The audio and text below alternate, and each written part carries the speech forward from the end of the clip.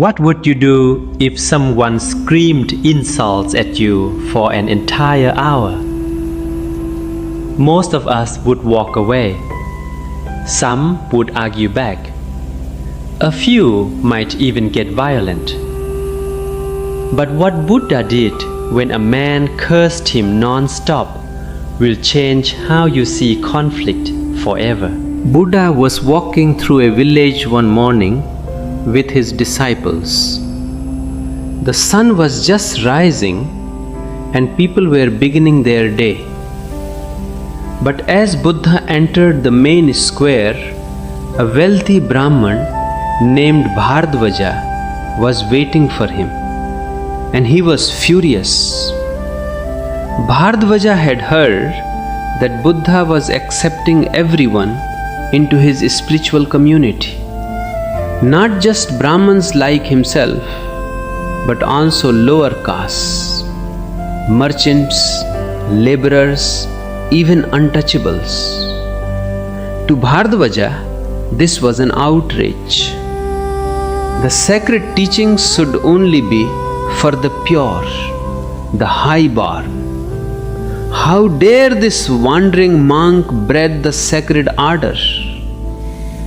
So Bhardvaja had decided to teach Buddha a lesson. He would publicly humiliate him. He would drive him out of the village. He positioned himself directly in Buddha's path, arms crossed, face twisted with rage. As Buddha approached, Bharadvaja began to shout, "You false teacher! You destroyer of tradition! You have no shame!"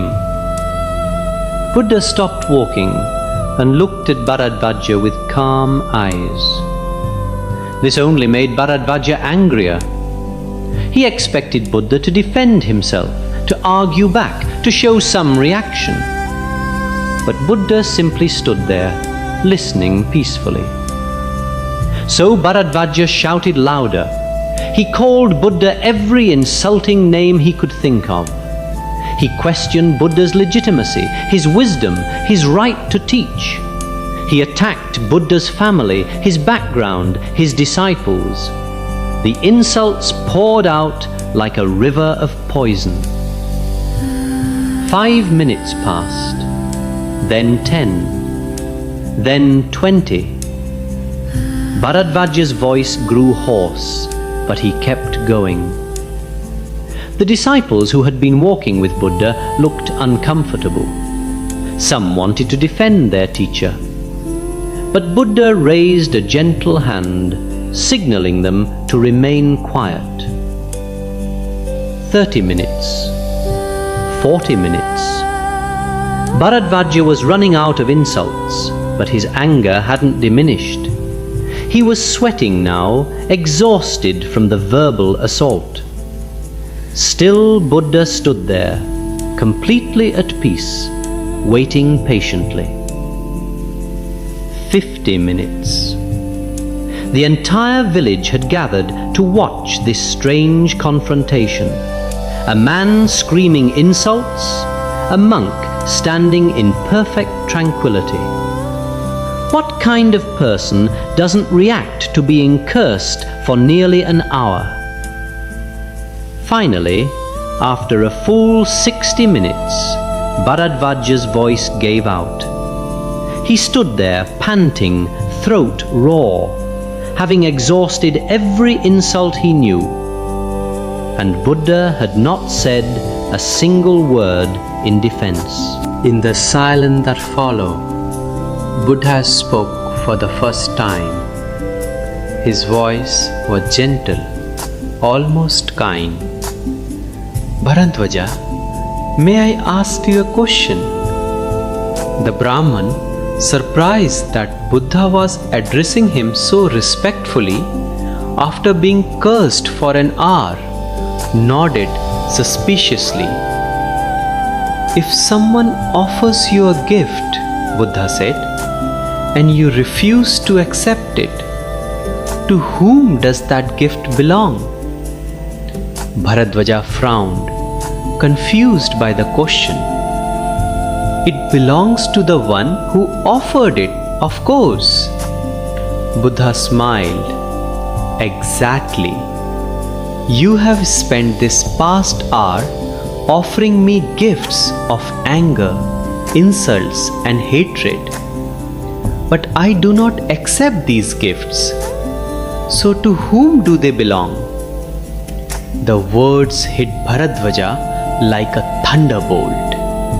His eyes widened as understanding dawned. They belong to me, he whispered. Yes, Buddha said gently. I cannot be insulted unless I accept the insult.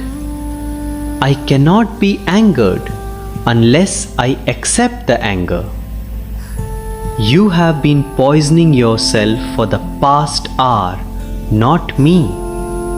The poison you offered me, I simply did not drink. Bharadwaja fell to his knees.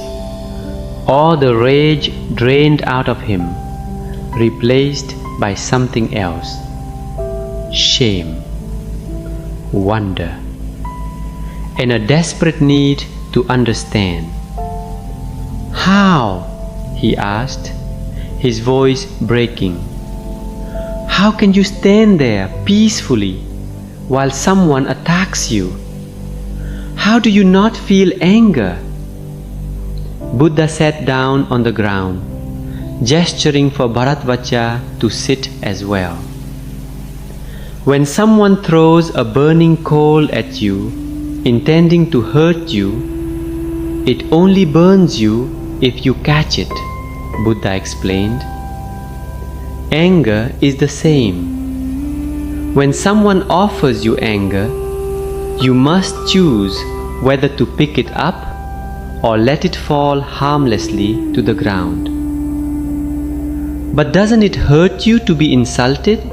Bharadwaja asked. Words are just sounds, Buddha replied. They only have the power we give them. If I choose to give them no power, they are just wind passing through the air. You cannot hurt someone who refuses to be hurt. Bharadwaja sat in stunned silence, tears streaming down his face. He had spent an hour trying to destroy this man, and in response, Buddha had given him the most profound teaching he had ever received. Bharadwaja became one of Buddha's most devoted students. He often told the story of the day he cursed Buddha for an hour, and how those curses became the greatest blessing of his life. But Buddha's teaching spread beyond just one angry Brahmin. The villagers who witnessed that day told the story across the land, and the lesson echoed through the centuries. You cannot be insulted unless you accept the insult. You cannot be angered unless you pick up the anger offered to you. You cannot be hurt by words unless you give those words power over you. The goodness of Buddha wasn't that he was superhuman or magically immune to pain. His goodness was that he understood a simple truth. We choose our responses. We choose what we accept. We choose what we pick up and what we let fall to the ground. The next time someone offers you the poison of anger, the burning coal of insult, the gift of hatred, remember Buddha standing peacefully while being cursed for an hour. And remember that you have the same choice he had, to pick it up or to let it pass you by. The question isn't what others offer you. The question is, what will you choose to accept?